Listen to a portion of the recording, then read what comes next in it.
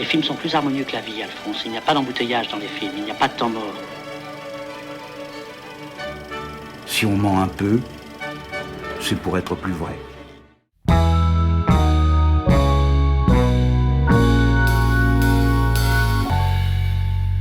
On peut dire que c'est un lieu,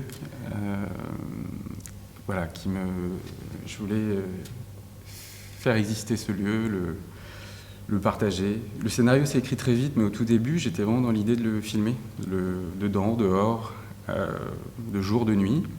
Et puis très vite, j'ai vu que ça ne fonctionnait pas. Et c'est là que je me suis rendu compte que pour le partager, c'était beaucoup plus riche pour moi de rencontrer quelqu'un qui l'avait fréquenté, qui l'avait beaucoup aimé et qui pouvait nous en parler. Le personnage de Jacques a à la fois envie de le partager, enfin d'en parler, et en même temps il veut le préserver.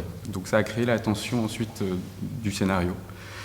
Et ce choix-là de faire parler, c'est affirmer jusqu'à devenir assez radical dans la proposition du film.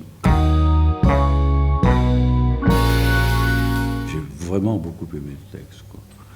Et après, il était question que c'était trop compliqué pour moi, parce que je n'ai pas confiance, parce qu'il y avait trop de textes à apprendre, et que Cédric était exigeant, et que ça ne m'intéressait plus à un moment donné. Donc j'avais pris un peu de recul, puis Cédric a su me persuader, et a pris du temps, et est venu chez moi quand même presque 8 mois pour me faire répéter.